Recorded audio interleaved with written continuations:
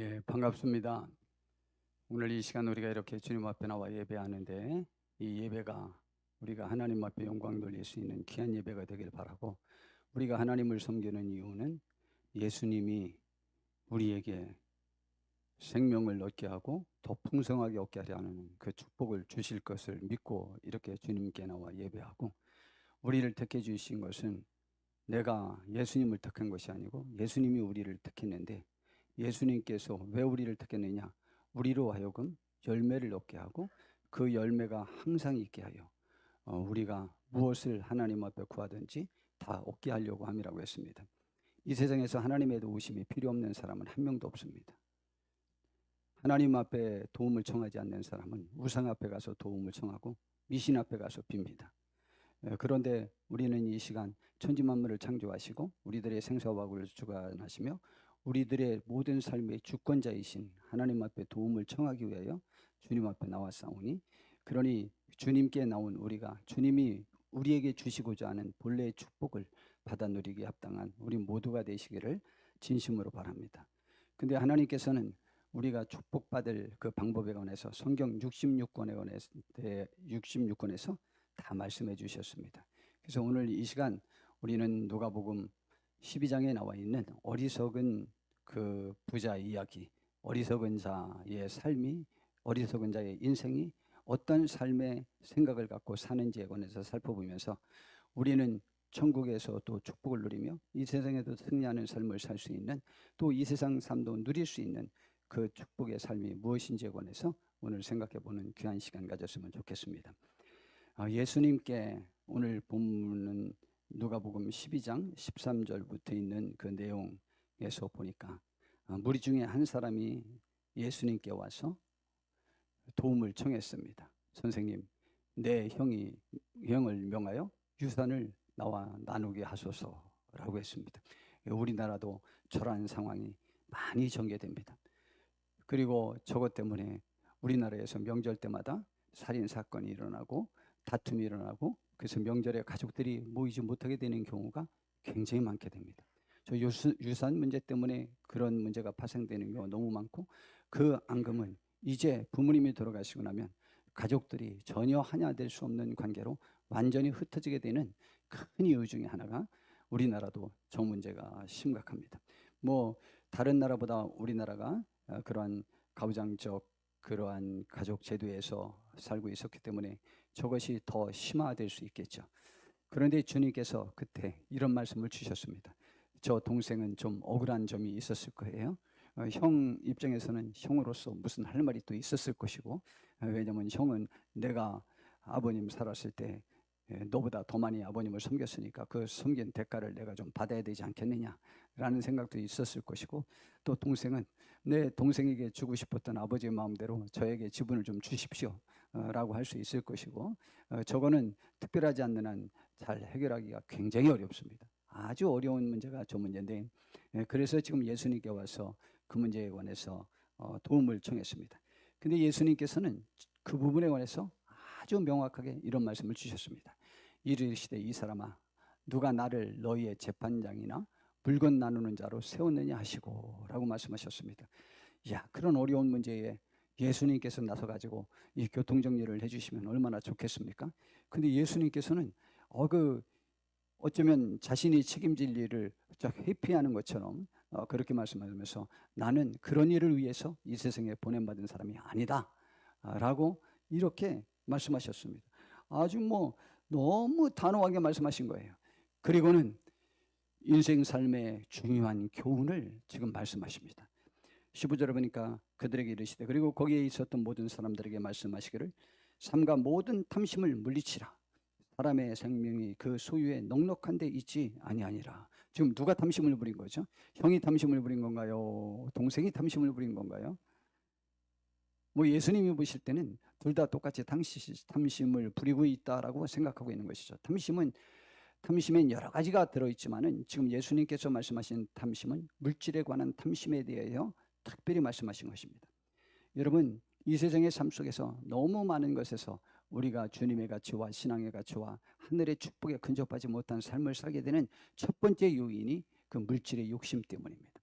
이 물질의 욕심 때문에 우리는 하나님의 말씀을 제대로 받을 수가 없고 우리의 귀가 막혀지고 또 우리들의 마음을 닫기 시작합니다. 그래서 사람의 생명이 그 소위에 넉넉한 데 있지 아니하니라. 굳이 말하면 너무 그 물질에 전체를 걸지 마라 라는 말씀을 주셨습니다. 빌립보서 3장 18절에서 19절 말씀을 제가 지난주에 말씀을 인용하면서 전한 적이 있습니다.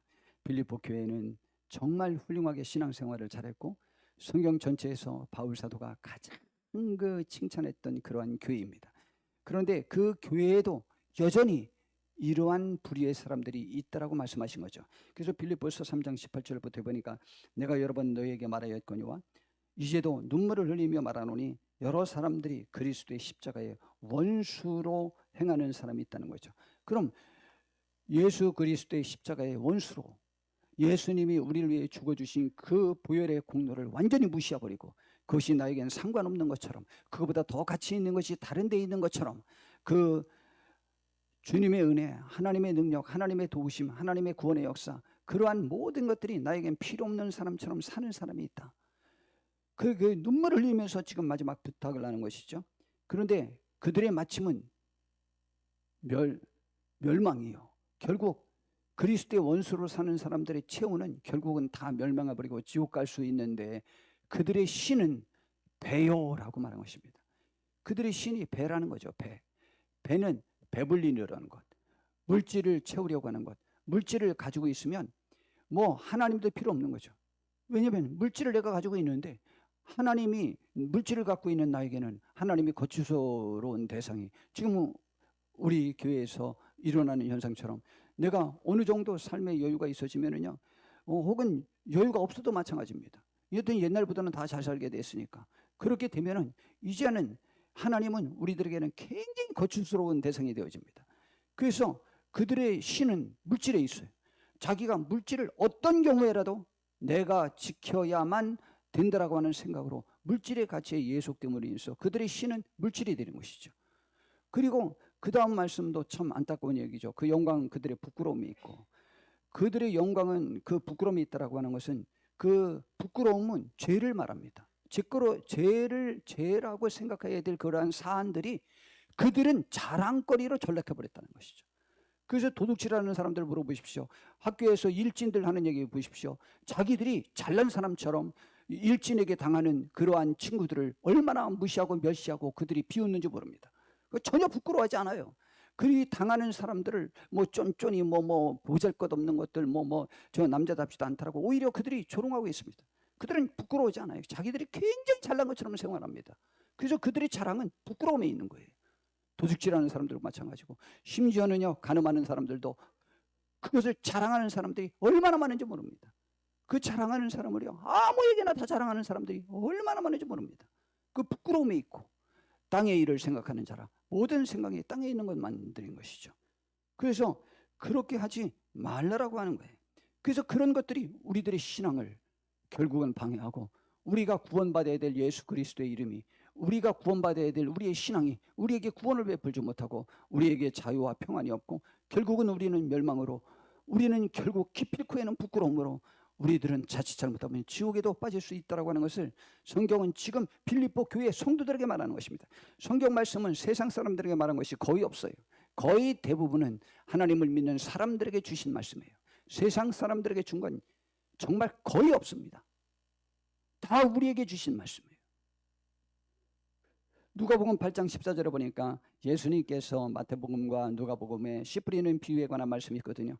그때 열매 맺지 못하는 그 비유의 사건이 여러 가지가 있지만은 하나는 사탄이 와서 말씀을 받지 못하게 한 자요. 또 핍박 때문에 그런 것이라고 하는데 지금 한국교회 그것 때문에 그 신앙의 열매를 맺지 못하는 사람은 아예 없습니다.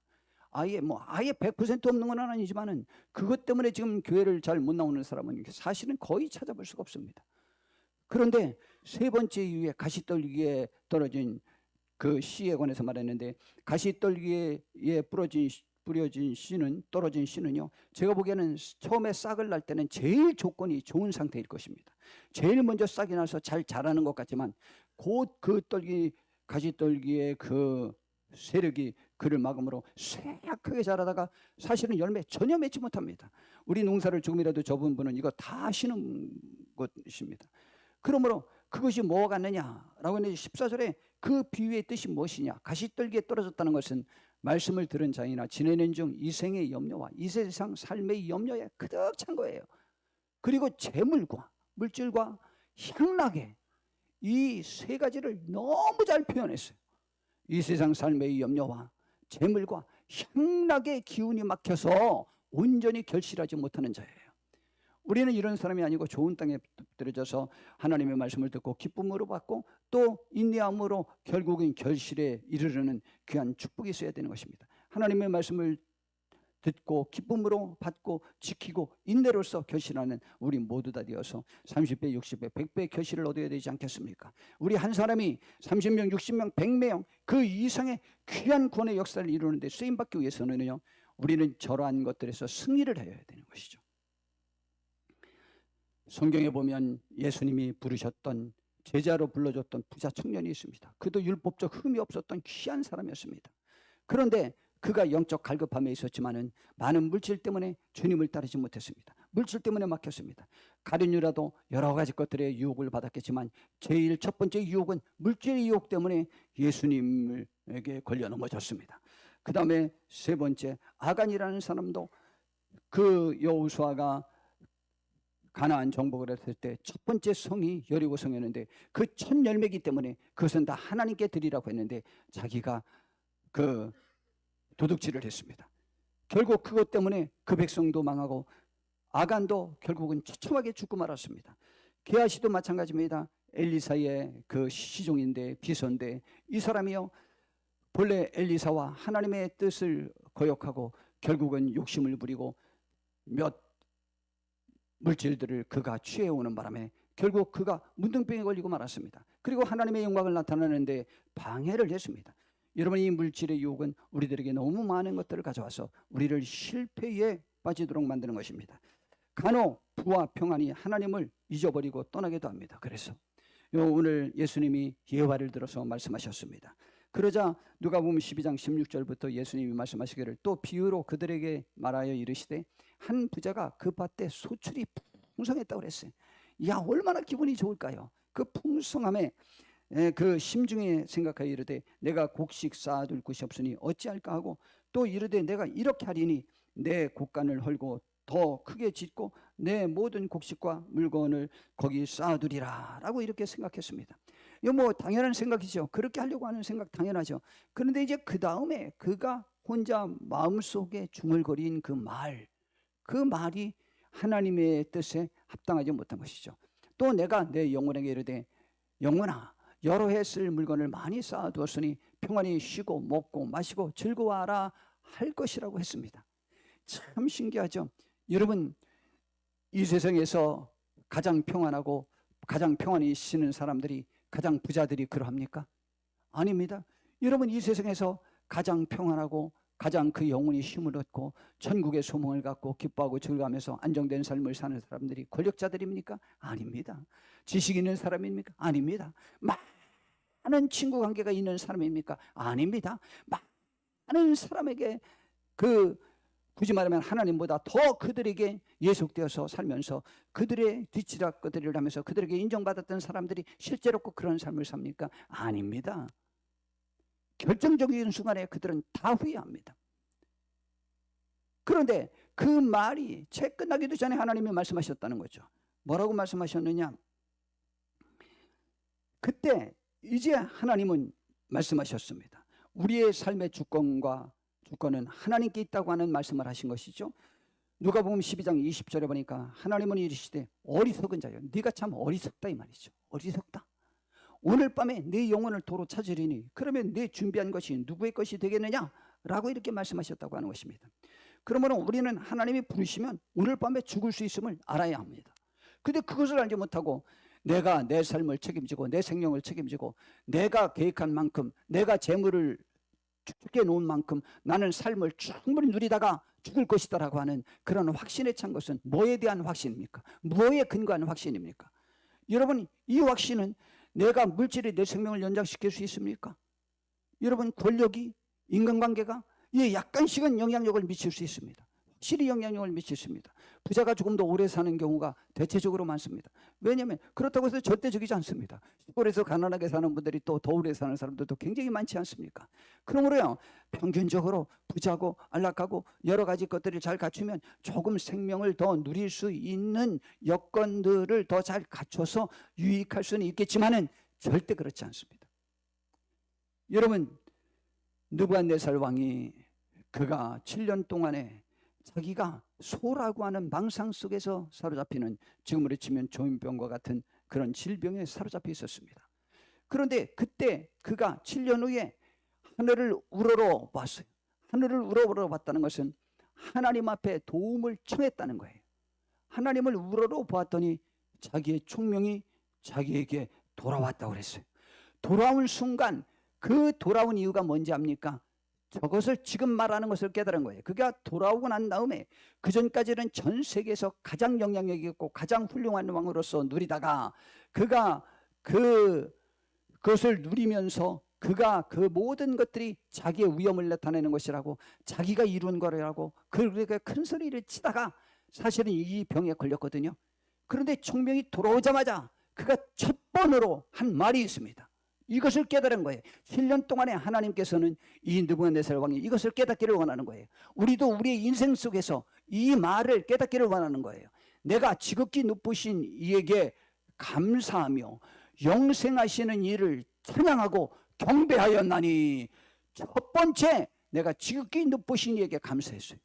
내가 7년 동안 이렇게 됐던 것에 대하여 감사하고, 그래서 이것을 깨닫게 해주신 하나님 앞에 감사했어요. 그리고 영생하시는 이 그 하나님을 뭘 했습니까? 찬양했습니다. 경배했습니다. 경배는 구체적인 예배를 말합니다. 예배를 말했어요. 하나님을 섬기기로 작정하고 섬기는 행위를 그가 보인 거예요. 그리고 그 권세는 영원한 권세요. 권세는 자기 권세가 영원할 줄 알았지 하나님의 권세가 영원한 줄을 몰랐어요. 자기의 권세는 하나님이 없앨 수도 있다는 사실을 알았어요. 그리고 그 나라는 대대에 이르리로다 라고 말했습니다. 그리고 땅의 모든 사람들을 없는 것 같이 여기시며 하늘의 군대에게든지 땅의 사람에게든지 그는 자기 뜻대로 행하시나니, 그는 이 세상 천지만물 모든 것에 영적 세계에든지 또한 이 세상의 세계에든지 가장 권세 있고 힘 있는 사람들에게 하나님은 그의 뜻대로 행할 수 있는 분이에요. 권세 있고 부유하고 모든 것을 가졌다고 해서 세계를 지배하는 사람이라고 했다고 해서 그 사람 마음 뜻대로 인생을 어떻게 할 수 있는 것이 아니라는 것을 깨달았어요. 그의 손을 금하든지 혹시 이르기를 내가 무엇을 하느냐 할 자가 아무도 없도다. 하나님이 하시고자 하는 일에 아무도 이 일을 제기할 수 없다는 거죠. 나도 세계에서 나보다 더 강한 사람이 없었는데 내가 하나님의 명령 한마디에 내가 이렇게 짐승처럼 7년을 살다가 돌아왔는데, 이 돌아온 것도 이것을 깨닫게 하기 위해 그 일을 허락해 주셨는데 라고 하는 거예요. 그러한 생각을 갖고 그렇게 하나님을 높일 때 본인의 총명이 본인에게 돌아왔다고 했어요.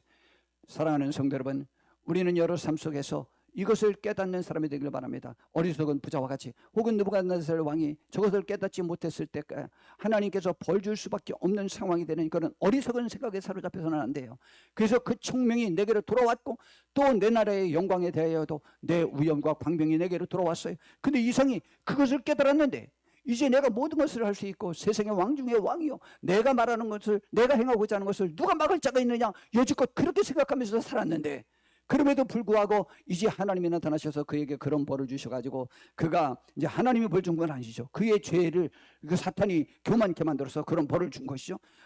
성경엔 분명히 말했습니다. 내가 온 것은 사람으로 생명을, 양들로 생명을 얻게 하고 또 풍성히 얻게 하려고 한다고 그랬어요. 도적이 와서 한 것은 속이고 거짓말하고 빼앗고 그러려고만 하는 것이라고 했어요.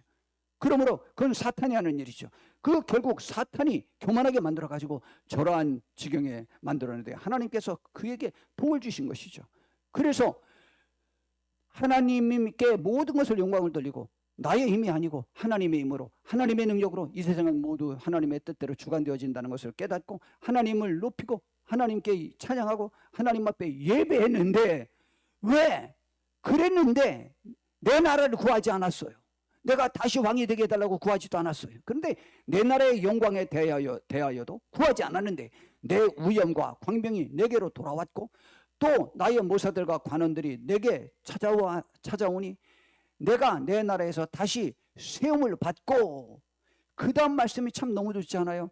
또 지극한 위세가, 내가 그것을 깨닫기 이전보다 그 위세가 나중에 더하였더라 그랬어요. 그렇게 느부갓네살 왕이 7년 동안에 그가 정신병에 걸려서 그렇게 자기가 소라고 생각했었던 그 기간을 지나기 이전보다 그 이유가 그의 위세가 더하였다라고 하는 귀한 간증을 합니다. 이건 지금 다니엘 4장은 느부갓네살 왕이 자기가 1절부터 마지막 절까지 모든 바벨로니아 그 제국 내에 있는 모든 사람들에게 그 간증을 하면서 하나님을 전파한 내용이에요. 난 그런 하나님을 만났다라는 거죠. 그러므로 지금 나 느부갓네살은 하늘의 왕을 찬양하고 하며 찬송하며 경배하노니.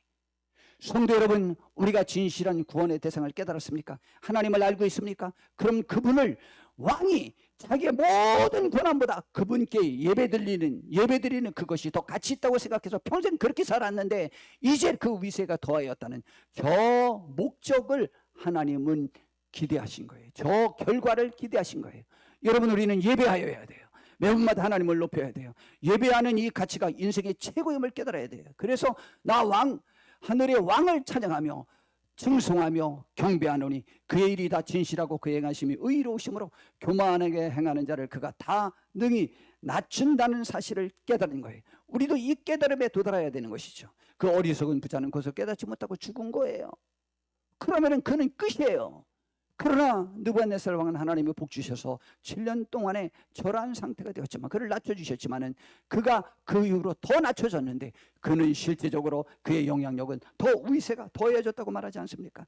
모세를 통한 하나님의 주권과 인생 무상에 관한 가르침, 제가 지난 두째 주 전에도 제가 말씀드렸지 않습니까?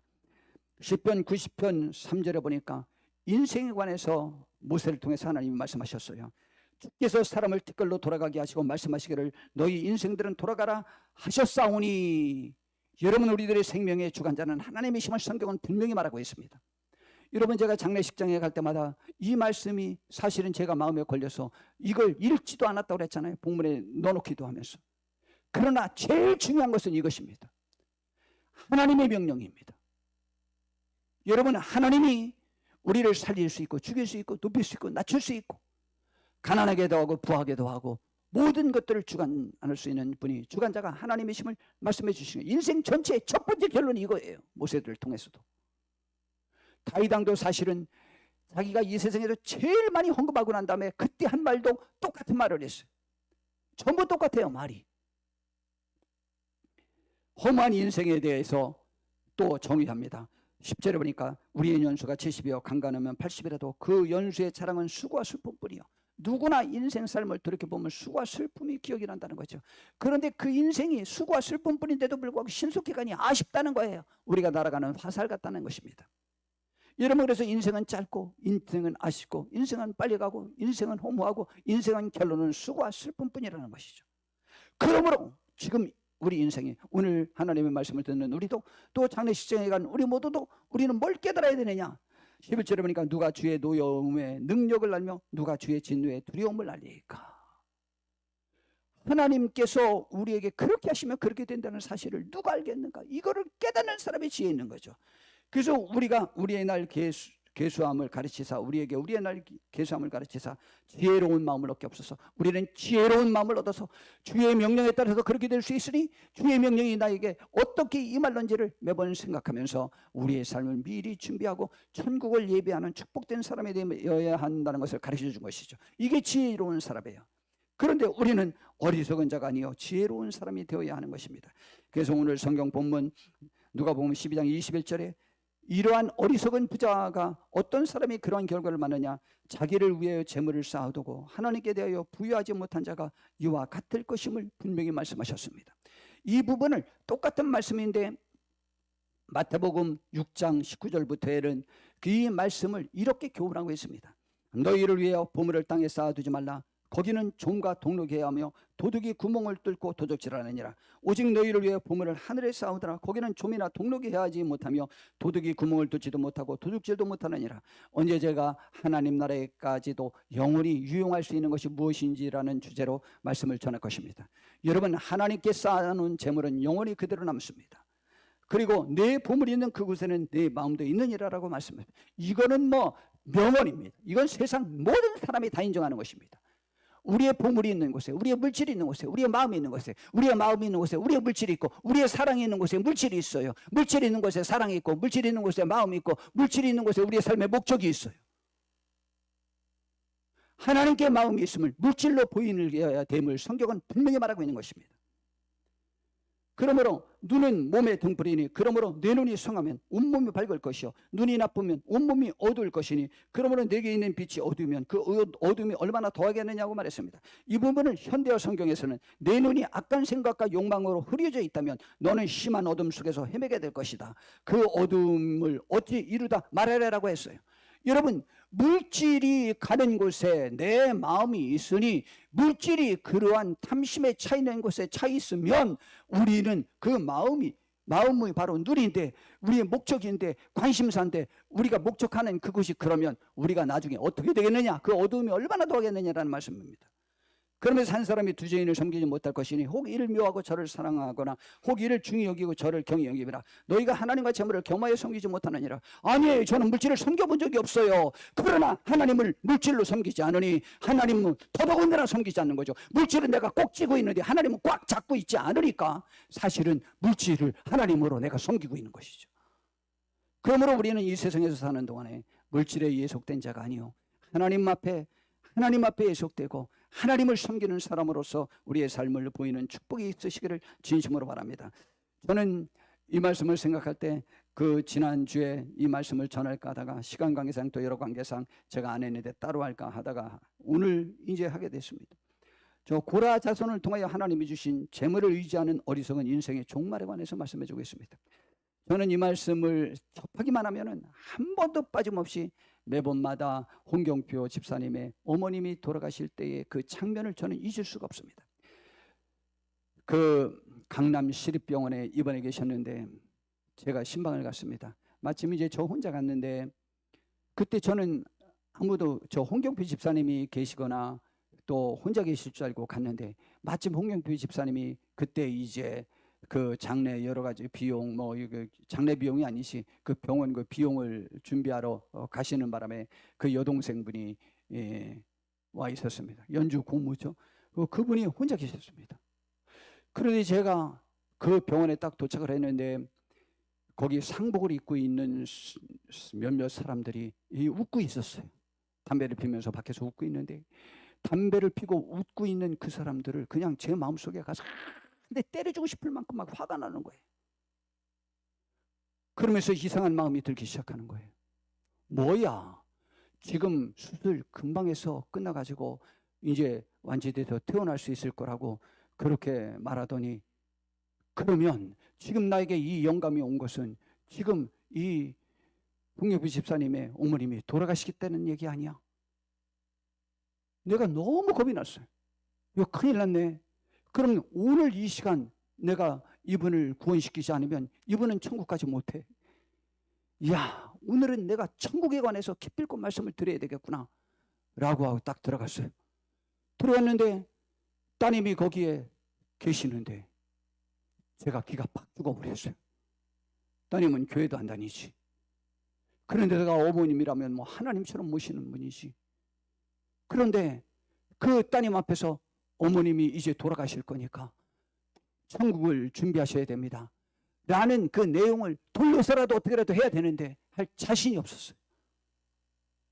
그래서 고쳐달라는 기도는 해주고 다른 말씀을 해주고 나왔어요. 그런데 그 다음날 바로 돌아가 보시기로 말았잖아요. 제가요 인생의 후회예요. 그때 저에게 오신 말씀이 뭔지 알아요? 시편 49편 6절부터 보니까 고라자손의 시예요. 자기의 재물을 의지하고 부요함을 자랑하는 자는 아무도 자기의 형제를 구원하지 못하며 그를 위한 구속전을 하나님께 바치지도 못할 것은 그들의 생명을 속량하는 값이 너무 엄청나서 영원히 마련하지 못할 것임이니라. 이 세상에 어떤 돈으로도 생명을 대신 살 수 있는 돈은 가질 수 없다라는 거예요. 그가 영원히 살아서 죽음을 보지 않을 것인가? 그러나 그는 지혜 있는 자도 죽고 어리석고 무지한 자도 함께 망하며 그들의 재물은 남에게 남겨두고 떠나는 것을 그들 모두가 다 보게 될 것이라는 거죠. 그러나 그들의 속 생각에, 부자들 생각에는 그들의 집은 영원히 있고 그들의 거처는 대대에 이르리라 하여 그들의 토지를 자기 이름으로 부르는도다. 그래서 그 부동산 소유 등권을 내 이름으로 가졌을 때의 그 기쁨 때문에 그냥 소유를 자기 이름으로 막 사들이기 시작하고 집을 사고 밭을 사고 계속 하는 것으로, 그러면서 자기 이름을 부르는 것들에 행복감을 줬고 그것이 내 인생의 승리로 알고 내 인생에 가장 축복을 가져올 것이라고 생각한다는 것이죠. 대대에 그런 일이 있어질 것이라고 생각하는 것이라는 거죠. 사람은 존귀하나 장구하지 못하며 멸망하는 짐승과 똑같다. 여하튼 사람은 존귀한 존재지만 영원히 살지 못하니까 짐승이나 똑같다. 이것이 바로 어리석은 자들의 길이며 그들의 말을 기뻐하는 자들의 종말이로다. 그들은 양같이 소울의 두개로 작정되었으니 사망이 그들의 목자일 것이라. 정직한 자들의 아침에 그들을 다스리리니 그들이 아름다움은 소멸되고 소울이 지옥이 그들의 거처가 되리라.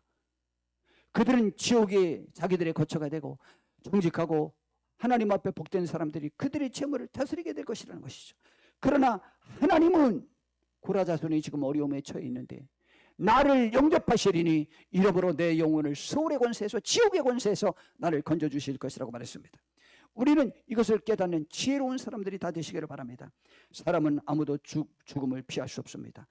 성경 히브리서 9장 27절에 보니까 한 번 죽는 것은 사람에게 정해진 것이요 그 외에는 심판이 우리에게 있다고 말씀하셨습니다. 여러분, 한 번 죽음으로 끝난다고요? 여러분, 이렇게 죽음은 끝이야 라고 하는 사람들이 죽음을 가장 두려워하는 사실을 알고 있습니까? 죽음은 끝이야. 죽음 위에 세상에 어디 있어? 그러나 우리는 죽음은 끝이 아니야. 죽음 위에 천국과 지옥이 있어. 그러므로 우리는 주님으로 말미암아 천국 갈 수 있는 사람이야 라고 믿는 사람들과 죽음 위에 세상이 없다고 생각하는 사람들과 죽음을 누가 가장 두려워하는지 압니까? 오히려 그들이 더 두려워합니다. 그래서 주님이 이 세상에 오신 이유에 관해서 히브리서 2장 14절서에 보니까 자녀들은 혈과 육에 속해 있음에 그들 또한 같은 모양으로 혈과 육을 함께 지니심은 죽음을 통하여 그 본인의 죽음을 통하여 죽음의 세력을 잡으자고 마귀를 멸하셨다고 그랬어요. 주님이 우리를 위해서 대신 십자가에 못 박혀 죽으심으로 인하여 죽음의 권세 잡은 자 마귀를 없애하시려고 대신 죽어주시고 살아나셔서 죽음을 이기고 승리한 자가 되신 것입니다. 또 그러므로 인해서 우리에게 주어질 축복이 뭐냐? 또 죽기를 무서함으로 한평생 매어 종로를 타는 모든 자들을 놓아주려 하심이라. 우리를 놓아주려고, 우리를 천국 백성으로 삼아주시려고 그런 거예요. 이는 확실히 천사들을 붙들어 주시려 하심이 아니요 오직 아브라함의 자손을 붙들어 주려 하심이라. 그리고 18절에 보니까 그가 시험을 받아 고난을 당하셨은즉 시험 받는 자들을 지금도 능히 도울 수 있는 분이라는 것입니다.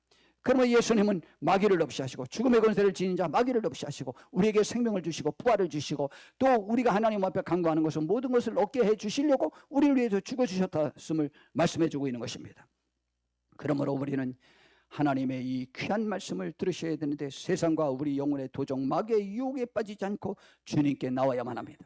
요즘 제가 매 예배 때마다 인용하는 말씀인데 요한복음 10장 10절에 보니까 도둑이 오는 것은 도둑질하고 죽이고 멸망시키려는 것뿐이요 이것은 사탄을 말합니다. 거짓 선지자들을 말합니다.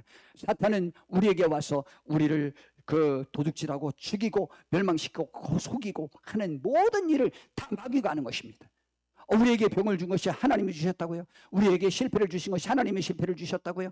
우리가 저 악한 성품을 갖게 하고 음란하게 하고 술 중독에 빠지고 그 여러 가지 많은 잘못된 것들에 빠지는 것들이 하나님이 우리에게 그렇게 하셨다고요? 아니요, 마귀가 우리의 욕심을 가지고 하는 것입니다. 마귀는요, 그 조영희 목사님이 아주 재미있는 표현을 잘 하셨어요. 그런데 왜 귀신이 나에게 들어옵니까? 그래서 귀신이 좋아하는 먹이를 주고 키워서 그렇지. 그랬더니 귀신이 좋아하는 먹이가 뭐냐 그랬더니 하나님의 말씀대로 살지 않는 여러 가지 생각들을 가지고 있는 것들이 바로 귀신이에요. 제가 전에 항상 말씀드린 대로 귀신을 우리가 불러들였다라고 말했죠. 귀신을 왜 불러들이지 합니까? 우리 제일 첫 번째 우리가 죄책감을 버리지 않기 때문이요. 그리고 미움을 끝까지 마치 내가 갖고 있어 내 미움의 대상을 내가 원수 갚아야 된다고 생각하는 생각들에 귀신이 들어옵니다. 사탄이 들어옵니다. 귀신에게 우리는 밥을 주고 먹이를 주고 사탄이여 저에게 들어오시옵소서. 나는 사탄의 종이 되기 원하나이다. 왜냐하면 내가 저 원수를 내가 그냥 둘 수는 없습니다. 사탄도 저의 생각이 오니 사탄이며 저에게 오시옵소서. 환영합니다. 나를 받아주십시오. 나의 경배를 받아주십시오 하고 내가 그거를 불러드리니까 사탄이 나에게 오는 거예요. 아무에게는 들어가지 않습니다. 성경에 내가 예수 이름으로 명하노니 사탄아 물러가라. 나는 하나님의 자녀다 하는 사람에게는 사탄이 들어오지 못합니다. 여러분, 그런데 여하튼 사탄이 와서, 사탄의 졸개인 귀신들이 와서 우리를 도둑질하고 죽이고 멸망시키려고 하는 것뿐이에요. 그런데 예수님이 오신 것은 양으로 생명을 얻게 하고 또 풍성히 얻게 하려는 것입니다. 예, 우리는 우리에게 넘치는 생수의 강이 넘쳐서 우리에게만 넘치는 것이 아니고 남들도 풍요롭게 하는 그러한 축복을 우리에게 주려고 우리를 불러주신 거예요. 또 특별히 요한복음 15장 16절 말씀 너무 좋지 않습니까? 너희가 나를 택한 것이 아니오 내가 너희를 택하여 세웠나니 이는 너희로 가서 열매를 맺게 하고, 이 열매는 그 다음에 17절에 보니까 사랑의 열매예요. 그러므로 저 열매는 사랑으로 말미암는 구원의 열매요 생명의 열매인 것입니다. 여러분, 그 사랑의 열매를 맺게 하고 또 너희 열매가 항상 있게 하여, 그것이 나에게 있을 때 일어나는 현상이 뭔지 압니까? 내 이름으로 아버지께 무엇을 구하든지 다 받게 하려 하심이라. 요한 1서에서도 또 계속 말하잖아요. 사랑은 두려움을 내어 쫓나니 하나님 앞에 담대히 나아가서 무엇을 구하든지 얻게 하려 한다고 그랬지 않습니까? 그래서 똑같은 말씀입니다. 여러분, 우리에게 사랑의 열매, 생명의 열매, 구원의 열매가 우리들 속에 항상 있게 하면 그 이 세상 삶 속에서 일어날 수 있는 현상이 또 뭔지 압니까? 우리가 예수님의 이름으로 아버지께 무엇을 구하든지 다 받게 하려 하심이랍니다. 어떤 사람들은 지금요, 하나님 앞에 구할 사안이 나에게는 없을 것이다. 당신을 내가 아쉬울 때가 올 줄 아느냐. 내가 내 손에 장을 짓더라도 내가 당신의 도움이 나에게 필요하다고 나는 구하지 않을 것이다. 당신이 내 삶에 관여하지 않는 것이 나에겐 축복이다라고 할 사람은 이 세상에 하나도 없습니다. 여러분, 물론 그렇게 생각하는 사람은 너무 많습니다. 그러나 우리는 하나님을 알고 우리의 인생에 관해서 지혜가 있는 사람들 아닙니까? 여러분, 우리는 하나님 앞에 구할 기회가, 구해야 될 상황이 얼마나 많이 정해지는지 압니까? 그때 우리가 하나님 앞에 구할 때 하나님이 내 기도에 응답하시도 다 주실 것이라는 확신은 어디에서 있는지 압니까? 내가 하나님이 나를 구원해 주신, 나를 택해 주신 그 목적이 뭐냐? 열매를 맺어야 되는데 열매가 뭐냐? 사랑과 구원의 생명의 열매를 우리는 풍성히 맺을 때 우리는 하나님 앞에 기도할 때도 담대함을 얻을 수 있습니다. 물론 죄인도 하나님 앞에 구할 수 있습니다. 그것은 또 다른 문제고, 여러분, 죄인이 기도할 때는 먼저 회개 먼저 해야 되잖아요.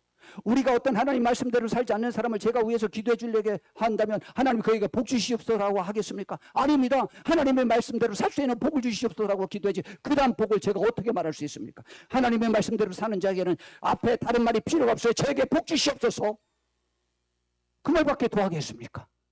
여러분, 우리 하나님 앞에 가서 바로 하나님 나 복 주세요, 해결해 주세요 할 수 있는 담력을 얻게 하는, 그리고 하나님은 다 받게 하시려고 우리들에게 열매를 맺게 하려고 불러주셨다는 것입니다. 우리는 풍성한 하나님이 원하시는, 주님이 원하시는 사랑의 열매, 구원과 생명의 열매를 얻고 또 우리가 생명을 얻고 또 풍성히 얻게 되는 그런 축복을 누리는 우리가 되기 위해 하나님이 불러주셨고 오늘도 이 귀한 말씀을 주신 것입니다. 우리는 어리석은 자가 되지 말아야만 합니다. 하나님의 나의 주권자요, 나의 마음이 하나님께 있음을 하나님 앞에 보이시는 복된 우리 성도님들 다 되어서 이 세상 삶을 우리 이겨야 되지 않겠습니까? 아주 멋지게 담대하게 천국을 맛보면서 승리하는 삶을 살다가 천국에 가서 주님과 함께 영원토록 누리고 우리가 이 땅에서 행한 모든 것들을 인하여 하나님께서 위로와 축복을 줄 수 있는 그곳에서 우리가 기쁨을 누릴 수 있는 그 소망이 우리에게 있기를 바라고, 그 소망이 있는 사람다운 삶의 모습을 이 세상에서 우리가 보이셔야 되지 않겠습니까? 우리 귀한 우리 성도님들 이 축복에 다 동참되어지는 귀한 축복이 있게 되기를 진심으로 바랍니다. 기도하겠습니다. 주님, 하나님의 축복이 우리 속에 함께하게 하옵소서. 하나님의 은총 속에서 승리하는 우리 모두가 되게 하옵소서.